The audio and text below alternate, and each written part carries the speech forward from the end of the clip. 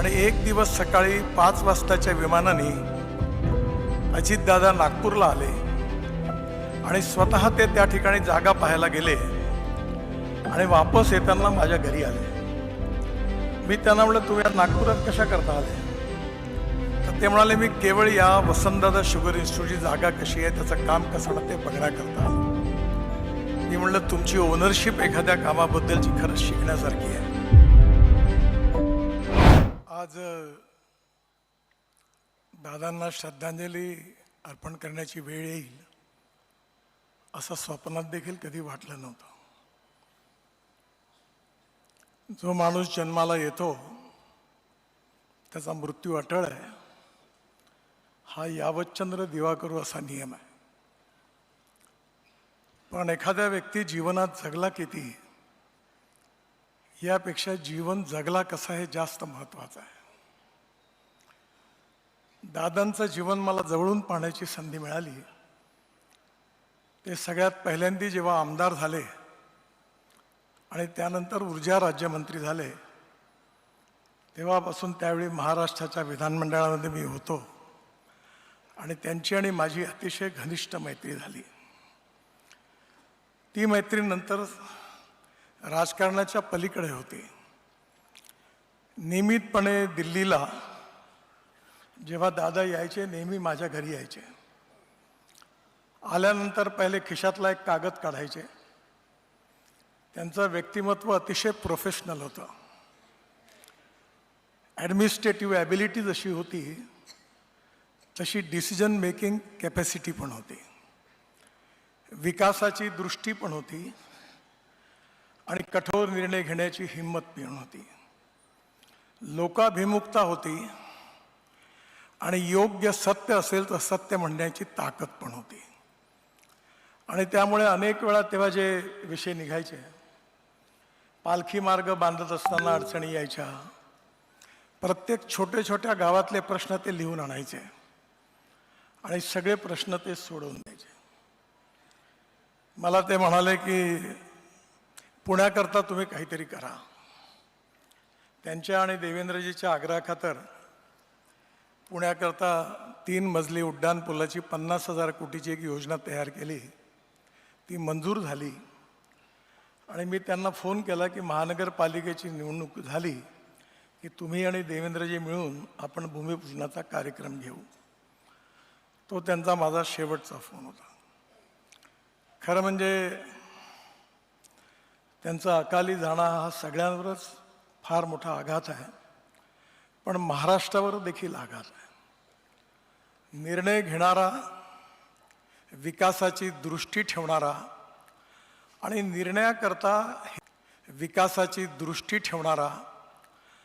निर्णयाकरता हिमतीने त्याची किंमत चुकवण्याची हिंमत दाखवणारा नेता होता.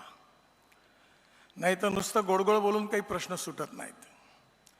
एखादी गोष्ट जनतेच्या हिताची असेल तर ती झाली पाहिजे याचा आग्रह, ती मला मान्य नाही, हे होणार नाही, हे स्पष्टपणे सांगण्याची त्यांची हिंमत होती. हे मी त्यांना सभागृहातही बघितलं आणि 2009 नंतर मग मी दिल्लीत गेल्यानंतर माझं मुंबईत येणं जवळपास कमी झालं. पण सातत्याने दादा दिल्लीमध्ये येतील त्यावेळी त्यांची भेट व्हायची आणि कागद काढून त्यांचा अजेंडा पूर्ण झाल्यावर मनसोक्त गप्पा व्हायच्या आणि त्या सगळ्या राजकारणापलीकडच्या होत्या.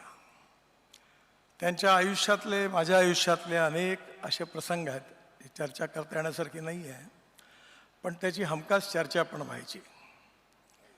आणि म्हणून अशा प्रकारचा एक अतिशय उमदा नेता, ज्याला महाराष्ट्राच्या विकासाची दृष्टी होती, निर्णय घेण्याची क्षमता होती आणि लोकाभिमुख दृष्टिकोन होता, असा नेता आपण महाराष्ट्राने गमावला. त्यांच्या व्यक्तिमत्वामध्ये ओनरशिप होती. वसंतदादा शुगर इन्स्टिट्यूटची पवारसाहेबांना मी विनंती केली की विदर्भात आपण शाखा उघडा. त्यांना जागा मिळाली, त्याचं काम सुरू झालं आणि एक दिवस सकाळी 5 वाजताच्या विमानाने अजितदादा नागपूरला आले आणि स्वतः ते त्या ठिकाणी जागा पाहायला गेले आणि वापस येताना माझ्या घरी आले. मी त्यांना म्हटलं, तुम्ही नागपुरात कशा करता आले? तर ते म्हणाले मी केवळ या वसंतदादा शुगर इन्स्टिट्यूटची जागा कशी आहे, त्याचं काम कसं होणार ते बघण्याकरता आलो. मी म्हणलं तुमची ओनरशिप एखाद्या कामाबद्दलची खरंच शिकण्यासारखी आहे, की त्या कामाकरता त्यांनी वेळ काढला, तेवढ्याकरता ते आले. गमतीने मी त्यांना म्हटलं की राजकारणात बोटांनी मलम लावणाऱ्या नेत्यांची काही कमी नाही आहे, पण तुम्ही ओनरशिप घेऊन काम करता हे तुमच्याकरता महत्त्वाची गोष्ट आहे.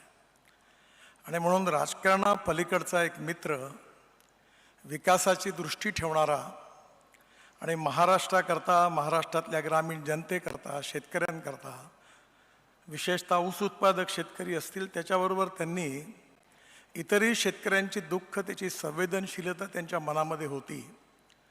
अशा एका अतिशय उमद्या नेत्यांना आपण गमावलेलं आहे. एकंदरीत पवार परिवारावर तर आघात आहेच, पण महाराष्ट्रावरही खूप मोठा आघात आहे. आणि माझ्यासारख्याकरता विशेष रूपाने एक अतिशय उत्तम व्यक्तिगत मित्र राजकारणापलीकडचा गमावला आहे. त्याचंही खूप दुःख आहे आणि हे दुःख खूप मोठं आहे. पण शेवटी मृत्यू अटळ असल्यामुळे आज ते जरी आपल्यात नसले तरी त्यांचे विचार, त्यांचे निर्णय, त्यांची व्हिजन, त्यांचा दृष्टिकोन आपल्यामध्ये आहे. तो घेऊन आपण ती कामं जर पूर्ण केली तर नक्कीच त्यांच्या आत्म्याला शांती मिळेल. मी पवार परिवाराला हे दुःख सहन करण्याची शक्ती परमेश्वराने द्यावी अशी ईश्वरचरणी प्रार्थना करतो. दादांना श्रद्धांजली वाहतो आणि माझं बोलणं संपवतो. धन्यवाद.